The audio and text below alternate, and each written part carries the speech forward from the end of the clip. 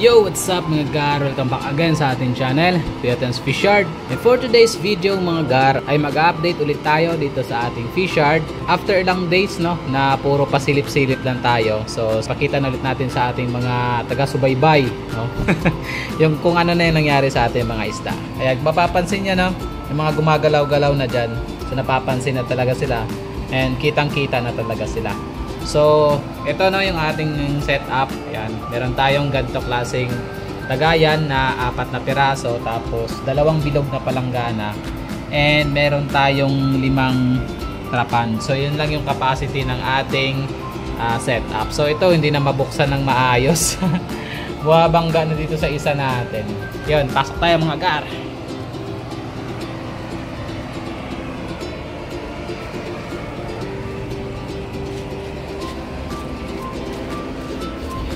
So kakalagay ko lang mga gar no, ng mga ito. Nag-harvest ulit ako sa aking mga guppy grass at dinagdagan ko mga gar kasi may naisip akong gawin no. Ito kasi ito pala no. Nagawan ko na ng ganito mga gar. Yan. Floater na breeding pen. Kaso yung naging issue mga gar dahil Toby Fix yung pinapakain natin. Ayan oh. Yan. Dahil Toby Fix yung pinapakain natin mga gar, may naiipon na mga Toby Fix no, na hindi nila nakakain nandun sa ilalim. Ayun no. Yan. So yun yung nagiging issue natin. Ayan. So dahil may trabaho tayo, hindi natin na lilinis agad-agad. So ang nangyayari yan, naiipon sa ilalim. Ayun. So malamang namamatay ang iba kasi hindi naman nakakain ng mga kuhol.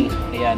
Hindi ko alam kung ano yung ginagawa na solution ng iba kasi ganito rin naman ang setup ng iba. Ayan o, mayroong Toby Fix nga talaga. Ayan. So, hindi ko alam no, yung mga ginagawang solution ng iba kung paano nila sinusolusyonan yan. Kasi ang pinaka the best na solution dyan talaga is lilinisin dapat. No? Tatanggalin dapat yung mga dumi na yan sa ilalim. Parate. Ang problema na wala tayong ganung time. So, ang mangyayari nito, ang naiisip kong gawin, tatanggalin ko to. Yan. Babalik ko sila sa dati. Yun. Sayang yung gawa natin nito, pero okay lang. Yun. Kasi wala tayong maliliit na mga fry na tagakain ng mga nalalaglag nung nito. Kasi nandyan lang yan sa ilalim yan. No? Yan. Glass lang kasi yan. Parang ganito kasi yung lagayan ng Toby Fix natin. Ayan. Maliit lang. Ayun. So, pag nalaglag no, na umapaw, sample na hila-hila nila yung isang grupo ng Toby Fix, pag nahulog hindi nila nauubos, tapos andyan sa ilalim hindi nila nakakain. Hindi tulad nito mga gar, itong isa ko, yan, yung mga double sword ko dito, dahil hindi sila nakapen, ayan, nauubos talaga nila itong Toby Fix, tapos wala ka talagang nakikitang kalat no, sa ilalim, wala ka nakikitang kalat, kundi mga yan, mga poops lang nila. Ayun. So, ayan pala mga gar, no? Ayan, no? Ang lalaki na ng aking mga double sword. So, hihiwalay ko yan, yung mga male, no? Para mas malumaki yung ating mga female. Kasi, yung iba nasundot na. Ayan. Wala naman kasi tayong ibang partner niyan, or wala na tayong ibang batch ng double sword natin. So, ito lang talaga sila. Ayun. So ang iba nasundot na, yung iba hindi pa. So tatanggalin ko yung mga male para makabawi yung ibang mga female na medyo maliliit. Pero may mga malalaki na tayong mga female. May big mama na nga, 2 piraso. Ayan. So baka gusto nyo to, no? Pwede na yan, no? Ayan, no? Lalaki. Tapos pipilihan natin ng magandang male kasi may nakikita akong magagandang mga male. Ayun. To, ang ganda nito. Ayan, ganda niyan. So hihiwalay ko na, lalagay ko dito muna sa ating show tank. Tapos dito ko siya ilalagay. Ayan, dito sa taas. 'Yon. So yung aking full gold, ganito din ang style. Ginanto ko din. Nakahiwalay na rin siya no sa breeding cage natin. So kaso ang problema, same din ang issue doon sa ating Picky BM. Ayun, may mga nalalaglag din sa ilalim na mga Toby Fix. And nahalo siya sa dumi. Parang yung immediate na mangyayari nito na aking gagawin, tatanggalin ko muna to. Ito, tatanggalin ko to. Tapos ihiwalay ko na lang muna sila. 'Yon. Parang naisip ko na paghiwa-hiwalayin ko itong 2 female na malaki kasi nag-drop na yan mga garo. Yan. Yun. So effective ito sa breeding kasi hindi nila nakakain yung kanilang mga fry. Yan, kung mapapansin nyo, ayun o. Yan. May mga fry na, ilang piraso, nahulog. Yan. So, effective talaga sa breeding na may ganito, hindi nakakain. Ang problema nga yun, yung mga dumi. So, kung matatagalan kasi yan, dahil weekly tayo pag nagpalit ng tubig, baka mag-cause siya ng sakit sa ito sa mga isda natin. So, ang gagawin ko, ibabalik ko siya sa dati. Yung nakahiwalay talaga. And, nag-harvest ako kanina nitong mga guppy grass natin. Yan, dinamihan ko yung mga yung trapan natin kasi plano ko dito ko sila ilalagay yung dalawang female na ihihiwalay ko, tag-iisa dito. Yan. So nilagyan ko yan ng YKC natin yung nandun sa baba. Nilagyan ko ng tag-iisa para hindi pamahayan ng lamok. Ayan. Nilagyan ko yan. Yun. Tapos ito, plano ko to, tanggalin ko yung male and yung female yung matitira para makapag-focus siya, para kung sakali na manganak man siya hindi makain ng male kasi yung male ang mas aggressive. So tatanggalin ko yan. So yun yung mga magiging mangyayari para ito matanggal ko muna and masolusyonan natin yung mga kumakalat na dumi sa ilalim na mga buhay na tubig pigs. No, iba siguro na mamatay na din yan. Yun. So yun ang magiging setup natin mga gar, no. Ito lang yung PKBM natin mga gar. And hindi natin to i-out syempre kasi ito lang yung nag-iisang PKBM natin. No, baka may masuggest kayo na mabilhan ng ibang molly, no, na medyo affordable. Suggest nyo lang sa akin kasi naghahanap ako ng ibang strain ng molly, no, na medyo affordable lang kasi hindi tayo ganun kamahal magbenta. So hahanap din tayo ng mga affordable lang din na mga molly tapos pagandahin na lang natin. Ayun. So kukunin ko tong mga fry, saka ko to pakawalan, tapos ihiwalay ko yung dalawang female na malalaki. Yun. Hindi naman siguro yan mamamatay. At least hindi sila may stress sa kakahabol nitong ating nag-iisang male na makulit. Tingnan nyo, oh. Yan. Makulit yung male natin na nag-iisa. Tapos dito mga gar sa ating pea dirt, ayan. Yung mga pinagkuhanan ko nito, konti na lang yung natira dun sa ilalim. Ayan, oh. Yun, yung ating feeder. So lumaki agad sila, no, saglit lang. Parang tigin ko nasa 1 linggo pa lang yan sila dito. And nung nilagay ko yan sila dito, parang fry na fry pa talaga, ang liliit. Tapos kung mapapansin nyo, ayan na sila, oh. Kaso against the light lang mga gar, kaya hindi masyadong makita. Ayan na sila, oh. Yan, oh, oh, diba, oh. Mga pea dirt yan, eh. May koi pa nga, eh, oh. Pea dirt koi. Yan, ang pea dirt kasi natin, may pea dirt koi jeans, kaya may koi jeans yan. May nakikita akong koi. Ayan, oh. Yan, may koi, oh, parang female pa. Sana nga merong female dito. Yan, tapos dito ko ilalagay yung mga male natin na double sword. Tapos dito ko ata ilalagay yung male na PKBM natin dito para at least kahit papano, kahit nahiwalay siya, medyo malaki pa rin yung lagayan niya. Ayun. Tapos ito wala pa tong mga laman mga gar. Yung laman nito lang, YKC. Dito naglagay ako din ng YKC. Tapos yung YKC na nilagay ko nanganak, ayun, oh, may fry. Alang iya. Yan. So ito wala pa tong laman. Hanapan ko pa to ng malalagay. Pero pag lumaki kasi yung mga fry natin, kasi may isa ako doon na may fry ako sa baba, no, na anak ng aking pea dirt koi. No, pag lumaki-laki kasi yon, pag pwede na yon sa to be fixed, ililipat ko yan din dito sa taas para mas maganda kasi dito dahil to be fixed yung napapakain natin dito and nasinaga ng araw. Ayun. So unahin natin to, hulihin muna natin tong mga male natin, tapos silipin natin kung magaganda. Ayun.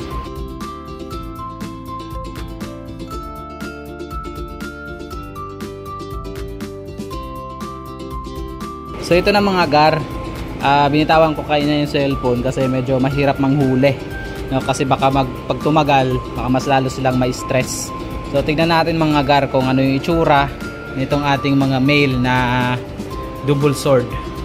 Yan sila mga gar, oh. Yun yung mga double sword natin mga gar. Yan, meron ng mga develop na, meron ding mga hindi pa gaano. Ayun. So ito yung top view nila. Yan, oh. Yan, merong mga hindi pa gaano talaga. Tapos meron ng mga developed na rin yung kanilang mga buntot. Yun, oh. Meron talagang maganda. Grabe, yan, oh. Pulang-pula yung isa. Yan, oh, ganda, ayos. Yan, oh, may mga magaganda talaga. Yan, oh. Ayun. Diba? Yan, oh. Yan, ayos, no? Diba? So iwalay natin to mga gar, no? Silverado Emerald Double Tail. Para yung female natin, hindi nila tuloy-tuloy na masundot. Ayun. Pero pipili ako ng maganda dito. Mga 2 pirasong magaganda. Tapos ibabalik ko dito. Yan. Babalik ko dito para mag-breed na din. Ayun. Kasi kung hindi mabili, sample walang magkaka-interest, makatuloy-tuloy tayo sa pag-breeding. Pero ayos to mga gar, oh. Ayan, endlers mga gar, ayaw lang mag-focus. So pipili ako dyan ng 2 maganda. Tapos ibabalik ko dito. Tapos the rest, lalagay ko na dito mga gar. Ayan. Chora! Ayun mga gar. Yun, pinili ko yung 2 medyo developed na talaga. Yung talagang tunay na silang male. Ayan, kinuha ko. Tapos nilagay ko dito. Ayan. Tapos yung the rest, no, iwalay ko na. So papakawalan na natin to. Kasi hindi naman to kailangan i-acclimate dahil dito lang din naman yan galing. Yan. Pakawalan natin. Yan. Tapos mamaya lagyan natin to ng pagkain. Yan. Dito na sila. Puro mga male. Yun. Tapos siguro lalagyan ko to ng 2 female na Waikisi. No, para meron silang pagtitripan siyempre. Kasi may mga female ako dito na nilagay ito. Yung Waikisi ito eh. Yan.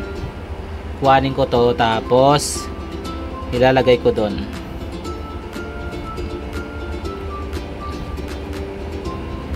Yan. Isa. Yun. Para may pagtitripan sila na isa. Tapos ito. Nandito yung isa. Yun. Nabilis na huli. Yan, pagtripan niya yan. Yan. Meron silang jowa dyan sa loob. Para hindi sila maboard. Ibang lahi yan, gar.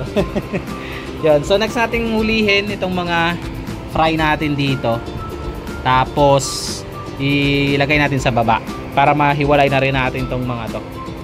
Yan. Ito pala muna. Tanggalin muna natin tong male dito. Yan. Tanggalin muna natin yung male. Saan ka na? Yan. Ay.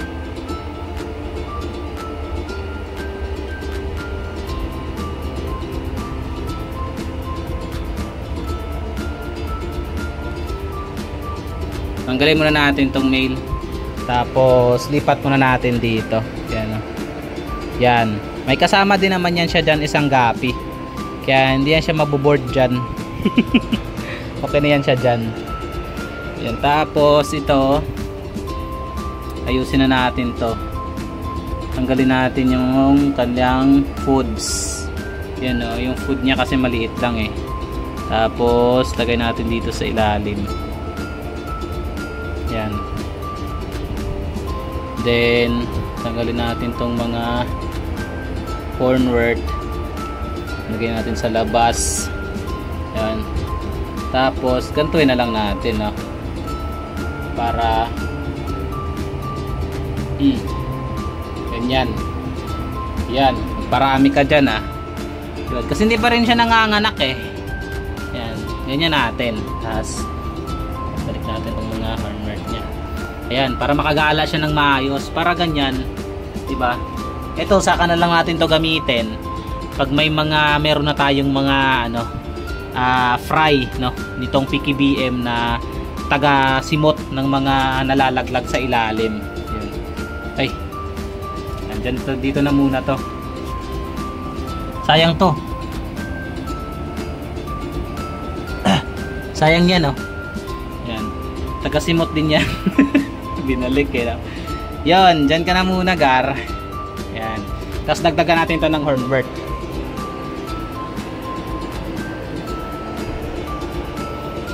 Yan, no? May na-harvest kasi akong hornwort sa baba. Yan.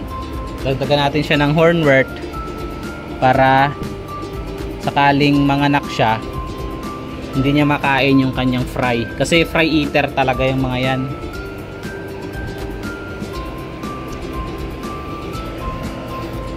Iyon. Yan. Para sakaling magkaroon siya ng fry, hindi niya makain mga gar. Lagyan natin sa gitna. Ay, nahulog. Yun. Yan. Goods na yan siguro. Hindi natin siya masyadong halongkatin para hindi siya ma-stress. Yun. Ito naman ang next natin. Huliin muna natin tong mga fry. And saka natin ito pakawalan. Yun. Para hindi masayang yung mga fry natin. Kasi pangalawang buga na yan eh. Pangalawang buga na nila yan. Yun, naiwalay na natin mga gar, no? So tinanggal ko na kanina, inuna ko nang tinanggal yung ganon, yung breeding net natin kasi nahirapan akong hulihin yung mga fry dahil masyadong maliliit at napag-alaman ko na konti lang pala talaga. Ayan o, nasa ano lang, ayan o, nasa 6 na piraso.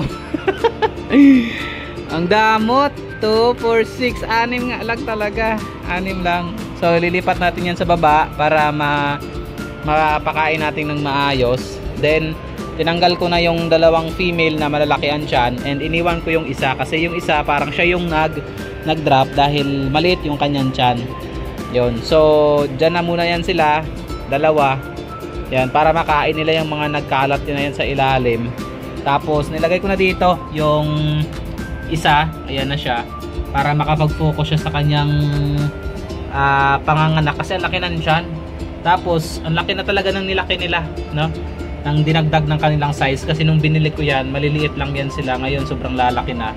Naging ano na eh, naging big mama na. Tapos andito din yung isa. Ano, lalaki oh, grabe. Yun. So dito na muna silang dalawa, no? Kasi ang full gold hindi naman yan kumakain ng fry kung wala namang nangungulit sa kanya, kung kaya naman nilang kung makakapag-drop sila ng maayos. Yan. So dito na muna sila, total hindi ko na to inacclimate dahil ano naman to, stock water naman to. Ayun. So yan na muna yung mga garno, yung ating update. Medyo mahaba yung ating video ngayon kasi nag-ayos tayo. Ayan. So sana mag-drop dito sila ng maayos at madami. Tinanggalan natin. Sana ito talagang inaantay ko na mag-drop. Yung butchog natin dyan sa gilid. So dyan na lang muna sila. So hanggang sa muli mga garno, ito yung Kuya Tems na nagsasabing to God be the glory.